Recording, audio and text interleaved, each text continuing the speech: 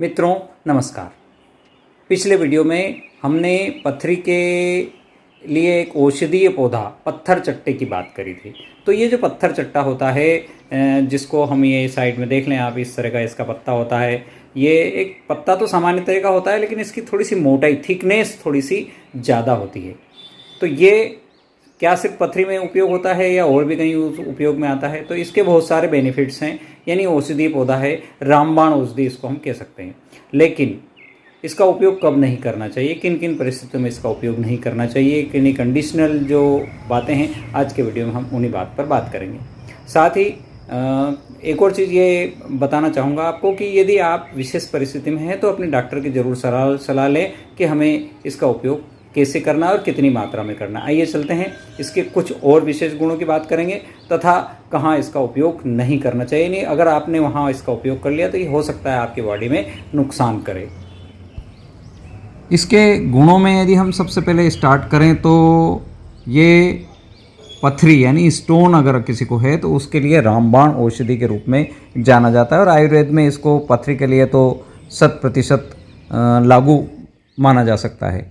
ये जिन लोगों को गुर्दे में पथरी होती है, बार बार होती है, उनके लिए पत्थर चट्टे का इस्तेमाल काफ़ी हद तक बहुत अच्छा परिणाम दे सकता है।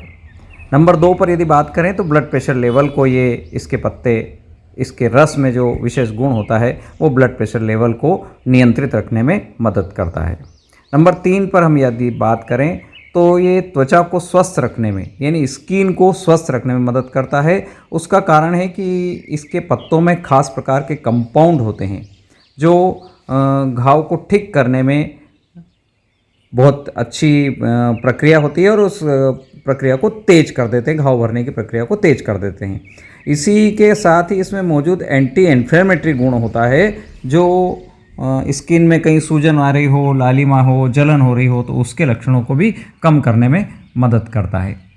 नंबर 4 पर आता है संक्रमण को फैलने से भी पत्थर चट्टा रोकता है। उसका मुख्य कारण है कि ये एंटीबैक्टीरियल और एंटी फंगल एजेंट इसके पत्तों में रस में पाए जाते हैं।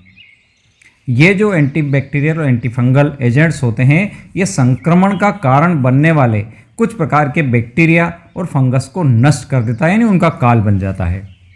इसके अलावा ये सिर दर्द में, दांत दर्द में, यूरिनरी इन्फेक्शन यानी संक्रमण जो होता है यूटीआई उसमें भी, और घाव भरने में भी तथा फोड़े फुंसी में भी मदद करता है।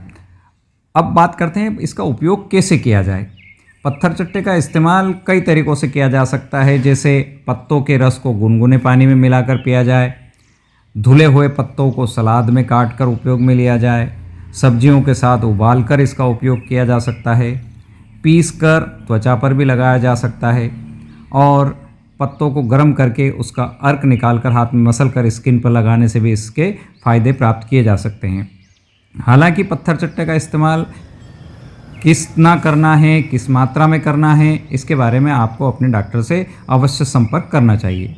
उपरोक्त जो जितनी भी बातें मैंने आपके लिए संकलित की है ये अलग अलग गूगल यूनिवर्सिटी से या अलग अलग अध्ययनों से या कुछ बुज़ुर्गों से बातचीत के आधार पर ये मैंने आपके लिए इकट्ठा की है और ये सारी जानकारी प्रत्येक व्यक्ति के लिए इसका परिणाम अलग अलग हो सकता है, क्योंकि हर बॉडी की, हर व्यक्ति की टेंडेंसी अलग अलग होती है। अब बात करते हैं पत्थर चट्टा का नुकसान क्या क्या हो सकता है, साइड इफ़ेक्ट पत्थर चट्टे के क्या क्या हो सकते हैं। तो कभी कभी इसके लक्षणों में पेट में दर्द, सीने में जलन, जी मचलाना या उल्टी होना, खट्टी डकार आना या दस्त लगना, तो इस तरह के यदि आपको पत्थर चट्टे के उपयोग के दौरान यदि इस तरह की कोई चीज़ सामने आती है तो आपको इसका उपयोग नहीं करना चाहिए।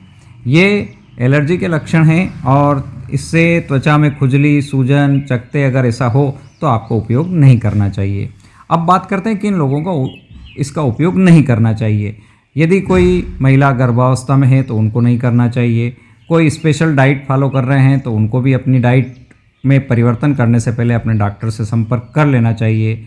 यदि आप कोई अन्य दवा ले रहे हैं तो भी आपको इस पर सावधानी से अपने डॉक्टर से बात करना चाहिए और गंभीर बीमारी से यदि कोई पीड़ित व्यक्ति है तो उन्हें भी अपने डॉक्टर से सलाह लेना चाहिए। ये जो जानकारी है एक चिकित्सक की कोई परामर्श नहीं है, ये पत्ता आयुर्वेदिक चिकित्सा का हिस्सा है और लगभग ये माना जाता है कि आयुर्वेद की दवाएं साइड इफ़ेक्ट्स की संभावनाएं लगभग न के बराबर होती है। फिर भी अपने डॉक्टर की सलाह अवश्य लें।